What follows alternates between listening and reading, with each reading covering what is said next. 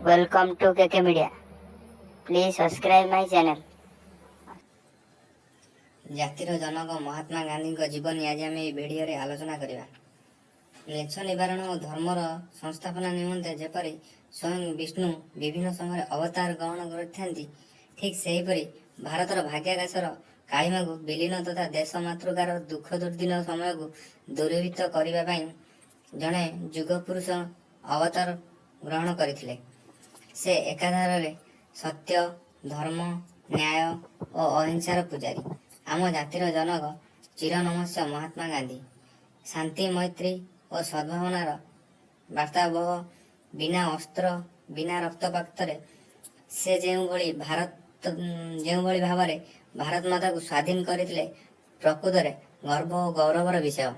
ତାଙ୍କର ପିତା କରମଚାନ୍ଦ ଗାନ୍ଧୀ, ମାତା ପୁତୁଲିବାଇଙ୍କ ଔରସରୁ ମହାତ୍ମା ଗାନ୍ଧୀଙ୍କ ଜନ୍ମ 1869 ମସିହା ଅକ୍ଟୋବର ମାସ 2 ତାରିଖ ଗୁଜରାଟର ପୋରବନ୍ଦରସ୍ଥ ସୁଦାମପୁରୀରେ ଜନ୍ମଗ୍ରହଣ କରିଥିଲେ।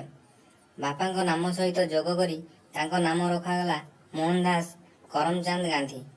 ସ୍ନେହରେ ତାଙ୍କୁ ମୋହଦିଆ ବୋଲି ସମ୍ବୋଧନ କରୁଥିଲେ। ତାଙ୍କ ଜେଜେବାପାଙ୍କ ନାମ ଉତ୍ତମ ଚାନ୍ଦ ଗାନ୍ଧୀ।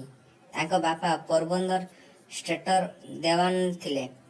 ମାତା ପୁତୁଲିବାଇ ଅତ୍ୟନ୍ତ ଧର୍ମପ୍ରାଣ ଥିଲେ। ପ୍ରତିଦିନ ପୂଜାପାଠ ପରେ ଜଳସ୍ପର୍ଶ କରୁଥିଲେ। ପିଲାଟି ବେଳରୁ ଛୁଆଁଛୁଇଁ, ଉଚ୍ଚ ନୀଚ ଭେଦଭାବ ପ୍ରତି ଘୃଣା କରୁଥିଲେ। ମୋହନଦାସଙ୍କର ଜଣେ ହରିଜନ ପିଲା ସାଙ୍ଗ ଥିଲେ। ତାଙ୍କ ନାମ ଉକା। ଅନ୍ୟମାନେ ଉକାକୁ ଛୁଁ ନଥିଲେ, କିନ୍ତୁ ମୋହନଦାସ ତା ସହିତ ବିନା ବାଧାରେ ଚଳପ୍ରଚଳ କରୁଥିଲେ। ଏହି କଥାକୁ ଜାଣି ମାତା ପୁତୁଲିବାଇ କହିଲେ, ଆମ ହିନ୍ଦୁ ଜାତିରେ ନୀଚ ଜାତିର ଲୋକଙ୍କୁ ସ୍ପର୍ଶ କରନ୍ତି ନାହିଁ। ଏହା ଆମର ନିୟମ। ଯା, ତୁ ଗାଧୋଇ ପଡ଼।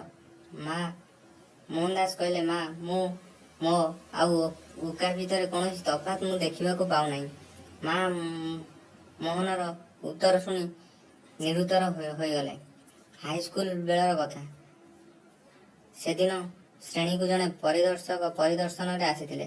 ପିଲାମାନଙ୍କର ଇଂରାଜୀ ଜ୍ଞାନ ପରୀକ୍ଷା ପାଇଁ ସେ 5ଟି ଇଂରାଜୀ ଶବ୍ଦ ଡାକିଲେ। ଶିକ୍ଷକ ଦେଖିଲେ ମୋହନ ଗୋଟିଏ ଶବ୍ଦ ଭୁଲ ଲେଖିଛି। ପାଖ ପିଲାଠାରୁ ନିର୍ଭୁଲ ଉତ୍ତର ଲେଖିବାକୁ ଇସାରା ଦେଲେ, କିନ୍ତୁ ମୋହନଙ୍କ ଠାର ଜାଣି ମଧ୍ୟ ନୀରବ ରହିଲେ। ପରିଦର୍ଶକ ଗଲାପରେ ଶିକ୍ଷକ ମୋହନ ଉପରେ ବିରକ୍ତ ହେଲେ। ମାତ୍ର ଗାନ୍ଧୀଜୀ ଜାଣିଥିଲେ, କପି କରି ବାହାଦୁରି ନେବାରେ କୌଣସି ଅର୍ଥ ନଥାଏ। ପୁରାଣ ଓ ଶାସ୍ତ୍ର ବର୍ଣ୍ଣିତ ଘଟଣାବଳୀ ତାଙ୍କ ଜୀବନ ଉପରେ ଗଭୀର ରେଖାପାତ କରିଥିଲା। ଯେପରିକି ରାମାୟଣ ବର୍ଣ୍ଣିତ ଶ୍ରବଣ କୁମାରଙ୍କ ପିତୃ ମାତୃଭକ୍ତି କଥା, ଦାନୀ ହରିଶ୍ଚନ୍ଦ୍ର ତ୍ୟାଗପୁତ୍ର କାହାଣୀ ସମୂହ। ସେତେବେଳେ ବାଲ୍ୟ ବିବାହ ପ୍ରଥା ପ୍ରଚଳିତ ଥିଲେ ମଧ୍ୟ ବାପା ଓ ମାମୁଁଙ୍କ ଅନୁରୋଧ କ୍ରମେ ମାତ୍ର 13 ବର୍ଷ ବୟସରେ ସେ କସ୍ତୁରବାଙ୍କୁ ବିବାହ କରିଥିଲେ। କସ୍ତୁରବା ଶ୍ରୀ ଅକ୍ଷର ବିର୍ବଜିତ ଥିଲେ ମଧ୍ୟ ଶିକ୍ଷାର ମୂଲ୍ୟ ବୁଝୁଥିଲେ। ସେ ଘରୋଇ ଭାବେ ଶିକ୍ଷା ଲାଭ କଲେ। କସ୍ତୁରବା ଥିଲେ ପ୍ରତିପ୍ରାଣା। ସ୍ୱାମୀଙ୍କ ମନ ଜାଣି ତାଙ୍କ ପଦାନୁସରଣ କରୁଥିଲେ। ସ୍ୱାଧୀନତା ସଂଗ୍ରାମରେ ମଧ୍ୟ ସକ୍ରିୟ ଅଂଶଗ୍ରହଣ କରୁଥିଲେ। ଗାନ୍ଧୀଜୀ ବିଲାତରୁ ବାରିଷ୍ଟର ପାସ୍ କରି ଭାରତକୁ ଫେରିଲେ। ବମ୍ବେ ହାଇକୋର୍ଟରେ ଓକିଲାତି କଲେ। ଯେହେତୁ ସେ ଥିଲେ ସତ୍ୟନିଷ୍ଠ ଓ ନ୍ୟାୟପରାୟଣ ସ୍ୱଭାବର, ତେଣୁ ଓକିଲାତିରେ ସଫଳତା ଅର୍ଜନ କରିପାରିଲେ ନାହିଁ। ତାଙ୍କ ବ୍ୟତୀତ ଗାନ୍ଧୀଜୀ କୌଣସି ମିଛ ମକଦ୍ଦମା ହାତକୁ ନେଲେ ନାହିଁ। ସତକୁ ମିଛ, ମିଛକୁ ସତ କରିବାକୁ ସେ ପାପ ବିଚାରୁଥିଲେ। ଜନୈକ ଭାରତୀୟ ବ୍ୟବସାୟୀ ଦକ୍ଷିଣ ଆଫ୍ରିକାରେ ରହୁଥାନ୍ତି। ବ୍ୟବସାୟ ସକ୍ରିୟନ୍ତ ମକଦ୍ଦମା ଏକ ଗୋରା ସାହେବ ବିରୁଦ୍ଧରେ କରିବାକୁ ଚାହିଁଲେ। ଗାନ୍ଧୀଜୀଙ୍କୁ ଓକିଲ ଭାବେ ମନସ୍ଥ କଲେ। ଦକ୍ଷିଣ ଆଫ୍ରିକାରେ ଗାନ୍ଧୀଜୀ ମକଦ୍ଦମା ଲଢ଼ି ଜୟ ହେଲେ। ଭାରତୀୟମାନଙ୍କ ମନରେ ଆନନ୍ଦର ଲହରୀ ଖେଳିଗଲା। ଥରେ ଗାନ୍ଧୀଜୀ ଟ୍ରେନରେ ଦକ୍ଷିଣ ଆଫ୍ରିକାର ଡରବାନଠାରେ ପ୍ରିଟୋରିଆ ଯାଉଥିଲେ।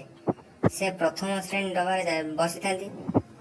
ସେହି ଡବାରେ ଯାଉଥିବା ଗୋରାମାନେ ଗାନ୍ଧୀଜୀଙ୍କ ଯାତ୍ରାକୁ ପ୍ରତିବାଦ କରିବାରୁ ଗାନ୍ଧୀଜୀଙ୍କୁ ସେହି ଡବାରୁ ତଡ଼ି ଦିଆଗଲା।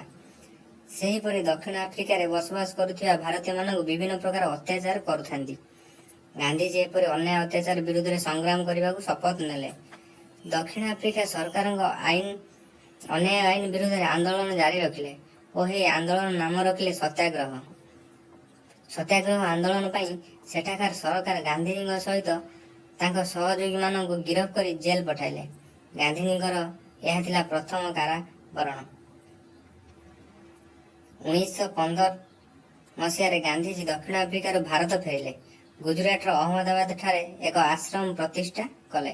ଏହି ଆଶ୍ରମରେ ରହି ଭାରତର ସ୍ୱାଧୀନତା ପାଇଁ କାର୍ଯ୍ୟକ୍ରମ ଜାରି ରଖିଲେ। ଶାନ୍ତ ଓ ସୁସ୍ଥ ପରିବେଶ ମଧ୍ୟରେ ଆଶ୍ରମବାସୀ ପ୍ରାର୍ଥନା ଠାରୁ ଆରମ୍ଭ କରି ଚରଖା ଚଳାଉଥିଲେ। କୃଷିକର୍ମ, ପାଇଖାନା ସଫା ପର୍ଯ୍ୟନ୍ତ ବିଭିନ୍ନ କାର୍ଯ୍ୟ କରୁଥିଲେ। ସ୍ୱଭାବତଃ ଆଶ୍ରମର ଅନ୍ତେବାସୀମାନେ ରହୁଥିଲେ।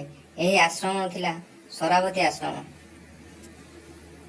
ଏହି ଆଶ୍ରମ ଥିଲା ସାବରମତୀ ଆଶ୍ରମ। ଗାନ୍ଧିଜୀ ସମୟ ପ୍ରତି ଖୁବ୍ ସଚେତନ ଥିଲେ। ପ୍ରତ୍ୟେକ କାର୍ଯ୍ୟ ଠିକ୍ ସମୟରେ ତୁଲାଉଥିଲେ। ଗାନ୍ଧିଜୀଙ୍କ ସମାନୁବର୍ତ୍ତିତାକୁ ମଧ୍ୟ ଇଂରେଜମାନେ ପ୍ରଶଂସା କରୁଥିଲେ। ଗାନ୍ଧିଜୀ ସ୍ୱାସ୍ଥ୍ୟ ସଚେତନତା ପ୍ରତି ମଧ୍ୟ ଦୃଷ୍ଟି ଦେଉଥିଲେ। ସୁସ୍ଥ ଶରୀର ପାଇଁ ପ୍ରତ୍ୟହ ବ୍ୟାୟାମ କରିବା ଉପରେ ଗୁରୁତ୍ୱ ଦେଉଥିଲେ। ବ୍ୟାୟାମ ସହିତ ଖେଳକୁଦ କରିବା, ଶାରୀରିକ ପରିଶ୍ରମ କରିବା ଦ୍ୱାରା ସ୍ୱାସ୍ଥ୍ୟ ସୁସ୍ଥ ରହିବା ସହ ମନ ପ୍ରଫୁଲ୍ଲ ରହେ। ଜାତିର ଉନ୍ନତି ପାଇଁ ସ୍ୱାସ୍ଥ୍ୟ ସହିତ ଶିକ୍ଷାର ପ୍ରସାର ମଧ୍ୟ ଜରୁରୀ। ଗାନ୍ଧିଜୀ ଜେଲରେ ଥିବା ସମୟରେ ସେ ତାଙ୍କ ପୁଅ ମଣିଲାଲ ପାଖକୁ ଶିକ୍ଷା ସମ୍ବନ୍ଧୀୟ ଏକ ପତ୍ର ଲେଖିଥିଲେ। କେବଳ ପୁସ୍ତକ ପଠନ ଦ୍ୱାରା ଶିକ୍ଷା ବା ଆଇନ ଆହରଣ କରାଯାଏ ନାହିଁ। ସମାନୁବର୍ତ୍ତିତା, ଆଚାର ବ୍ୟବହାର, କର୍ତ୍ତବ୍ୟ ପ୍ରଣୟତା ହେଉଛି ପ୍ରକୃତ ଶିକ୍ଷା। ଏହାଦ୍ୱାରା ଦେଶ ଦେଶର ଉନ୍ନତି ସାଧିତ ହୁଏ। ସେହିପରି ଏକ ଶିକ୍ଷଣୀୟ ବିଷୟବସ୍ତୁର ପ୍ରତୀକ 3ଟି ମାଙ୍କଡ଼ର ପ୍ରତିମୂର୍ତ୍ତି ସାବରମତୀ ଆଶ୍ରମରେ ଥିଲା। ଯାହାକି ମନ୍ଦ କଥା କୁହନା, ମନ୍ଦ କଥା ଦେଖନା, ମନ୍ଦ କଥା ଶୁଣନାର ସନ୍ଦେଶଦାତା ପ୍ରଚାର କରୁଥିଲା। ଅତ୍ୟାଚାରୀ ବ୍ରିଟିଶ ସରକାରଙ୍କ ଶାସନରେ ଭାରତବାସୀ ଅତିଷ୍ଠ ହୋଇପଡ଼ିଲେ। ଭାରତର ରାଜନୈତିକ ଓ ସାମାଜିକ ପରିସ୍ଥିତିରେ ଅବନତି ଘଟିଲା। ଇଂରେଜ ଶାସନରୁ ଭାରତକୁ ମୁକୁଳାଇବା ପାଇଁ ଗାନ୍ଧିଜୀ ଉପାୟ ଚିନ୍ତା କଲେ। ଗାନ୍ଧିଜୀଙ୍କ ରାଜନୈତିକ ଗୁରୁ ଗୋପାଳ କୃଷ୍ଣ ଗୋଖଲେଙ୍କ ପରାମର୍ଶ କ୍ରମେ ଅହିଂସାକୁ ଅସ୍ତ୍ର ଭାବେ ଗ୍ରହଣ କଲେ। ରାଓଲାଟ ଆଇନ ବିରୁଦ୍ଧରେ ସତ୍ୟାଗ୍ରହ ଚଳାଇଲେ। ହରତାଳ, ପ୍ରତିବାଦ ସଭା, ନୀରବ ଶୋଭାଯାତ୍ରା ମାଧ୍ୟମରେ ସ୍ୱାଧୀନତା ସଂଗ୍ରାମ ଜାରି କଲେ। ଗାନ୍ଧିଜୀଙ୍କର ଦେଶ ସେବାମୂଳକ କାର୍ଯ୍ୟରେ ପ୍ରୀତ ହୋଇ ତାଙ୍କର ଅନ୍ତରଙ୍ଗ ବନ୍ଧୁ ବିଶ୍ୱକବି ରବୀନ୍ଦ୍ରନାଥ ଠାକୁର ଗାନ୍ଧିଜୀଙ୍କୁ ମହାତ୍ମା ବୋଲି ସମ୍ବୋଧନ କଲେ। ସେଦିନଠାରୁ ସେ ହୋଇଗଲେ ମହାତ୍ମା ଗାନ୍ଧୀ। ରବୀନ୍ଦ୍ରନାଥ ଠାକୁର ମଧ୍ୟ କବିତା ମାଧ୍ୟମରେ ଦେଶବାସୀ ତଥା ସ୍ୱାଧୀନତା ସଂଗ୍ରାମୀଙ୍କୁ ଉଦ୍ବୁଦ୍ଧ କରାଉଥିଲେ। 1921 ମସିହାରେ ଗାନ୍ଧିଜୀ ଅସହଯୋଗ ଆନ୍ଦୋଳନ ଆରମ୍ଭ କଲେ। ଆନ୍ଦୋଳନରେ ଶହ ଶହ ଜନସାଧାରଣଙ୍କ ସହିତ ମୋତିଲାଲ ନେହେରୁ, ଚିତ୍ତରଞ୍ଜନ ଦାସ, ବଲ୍ଲଭ ଭାଇ ପଟେଲ, ଲାଲ ଲାଜପତ ରାୟ, ସରୋଜିନୀ ନାଇଡୁ ପ୍ରମୁଖ ଅଂଶଗ୍ରହଣ କଲେ। 1928 ମସିହାରେ ଚେମ୍ସଫୋର୍ଡ ଶାସନ ବିରୁଦ୍ଧରେ ସାଇମନ ଫେରିଯାଅ, 1930 ମସିହାରେ ଲବଣ ସତ୍ୟାଗ୍ରହ ପାଇଁ ଦାଣ୍ଡିଯାତ୍ରା ପ୍ରଭୃତି ଇଂରେଜ ବିରୋଧୀ କାର୍ଯ୍ୟକ୍ରମ ଜାରି ରହିଲା। ଫଳରେ ଗାନ୍ଧିଜୀଙ୍କ ସହିତ ସତ୍ୟାଗ୍ରହୀମାନଙ୍କୁ ଦମନମୂଳ ପୂର୍ବକ ଜେଲ୍ ଦଣ୍ଡ ମିଳିଲା। 1930 ଓ 31 ମସିହାରେ ଦୁଇଟି ଗୋଲ ଟେବୁଲ ବୈଠକ ବିଫଳ ହେଲା। ସ୍ୱାଧୀନତାର ବାର୍ତ୍ତା ପ୍ରଚାର ପାଇଁ ମହାତ୍ମା ଗାନ୍ଧୀ 1934 ମସିହାରେ ଓଡ଼ିଶା ଗସ୍ତ କରିଥିଲେ। କଟକର ପୁରୀ ଘଟଣାଠାରେ ବିସ୍ତୀର୍ଣ୍ଣ ବାଲୁକା ଶଯ୍ୟାରେ ଗାନ୍ଧିଜୀ ବିଶାଳ ଜନସାଧାରଣଙ୍କୁ ଉଦ୍ବୋଧନ ଦେଇଥିଲେ। ସେହି ସ୍ମୃତିକୁ ଉଜ୍ଜୀବିତ କରିବା ପାଇଁ ଗାନ୍ଧୀ ସ୍ମୃତିପୀଠ ଏବେ ବି ବିଦ୍ୟମାନ। ଓଡ଼ିଶାର ଗର୍ବ ଗୌରବ, ଦୀନ ଦୁଃଖୀଙ୍କ ଚିରସାଥୀ ଉତ୍କଳମଣି ଗୋପବନ୍ଧୁଙ୍କ ଦେଶମାତୃକା ପ୍ରତି ଭକ୍ତି, ତ୍ୟାଗ ତଥା ବଳିଦାନ ସହର୍ଷରେ ସ୍ୱୀକାର କରିବା ସହ ତାଙ୍କ ଆଦର୍ଶ ସମସ୍ତଙ୍କ ପାଇଁ ଅନୁସ୍ମରଣୀୟ। 1942ରେ ଭାରତ ଛାଡ଼ ଆନ୍ଦୋଳନ ତୀବ୍ର ରୂପ ନେଲା। ଆନ୍ଦୋଳନକୁ ଚପାଇବାକୁ ଯାଇ ସରକାର ବିଫଳ ହେଲେ। ବାଧ୍ୟ ହୋଇ ଭାରତକୁ ସ୍ୱାଧୀନତା ଦେବା ପାଇଁ ରାଜି ହେଲେ। ତତ୍କାଳୀନ ଭାରତର ଭାଇସରାୟ ଲର୍ଡ ମାଉଣ୍ଟ ବ୍ୟାଟେନ ଦେଶ ବିଭାଜନ ପାଇଁ ପ୍ରସ୍ତାବ ଦେଲେ। ଅଖଣ୍ଡ ଭାରତ ଦୁଇ ଭାଗରେ ବିଭକ୍ତ ହେଲା। ଶେଷରେ ସତ୍ୟ ଓ ଅହିଂସାର ଜୟ ହେଲା। 1947 ମସିହା ଅଗଷ୍ଟ ମାସ 15 ତାରିଖରେ ଭାରତ ସ୍ୱାଧୀନ ହେଲା। ଦେଶ ବିଭାଜନ ପରେ ଧର୍ମକୁ ନେଇ ଦୁଇ ପ୍ରତିଦ୍ୱନ୍ଦ୍ୱୀଙ୍କ ମଧ୍ୟରେ ବିବାଦ ଚାଲିଲା। ଦେଶ ମଧ୍ୟରେ ସାମ୍ପ୍ରଦାୟିକ ଦଙ୍ଗା ଲାଗି ରହିଲା। ଶାନ୍ତି ଓ ସଦ୍ଭାବନା ପାଇଁ ମହାତ୍ମା ଶେଷରେ ଅନଶନରେ ବସିଲେ। ହିନ୍ଦୁ ଧର୍ମର ଏକ ଗୋଷ୍ଠୀ ଗାନ୍ଧିଜୀଙ୍କର ଏତାଦୃଶ କାର୍ଯ୍ୟରେ ଅସନ୍ତୁଷ୍ଟ ହୋଇ ଗାନ୍ଧିଜୀଙ୍କୁ ମରଣାନ୍ତକ ଆକ୍ରମଣ କଲେ। 1948 ମସିହା ଜାନୁଆରୀ 30 ତାରିଖ ଦିନ ଏକ ପ୍ରାର୍ଥନା ସଭାକୁ ଗାନ୍ଧୀ ଯାଉଥିଲେ। ଶହ ଶହ ଜନସାଧାରଣ ତାଙ୍କୁ ଅପେକ୍ଷା କରିଥିଲେ। ହଠାତ୍ ଭିଡ଼ ଭିତରୁ ନାଥୁରାମ ଗଡ଼ସେ ନାମକ ବ୍ୟକ୍ତି ଗାନ୍ଧିଜୀଙ୍କ ନିକଟରେ ଆଣ୍ଠୁ ମାଡ଼ି 3 ରାଉଣ୍ଡ ଗୁଳି ଛାତିକୁ ଲକ୍ଷ୍ୟ କରି ଚଳାଇଦେଲା। ଚତୁର୍ଦ୍ଦିଗ ନିସ୍ତବ୍ଧ ହୋଇଗଲା। ପ୍ରାର୍ଥନା ସଭା କରୁଣାତାର ବାତାବରଣ ଛାଇଗଲା।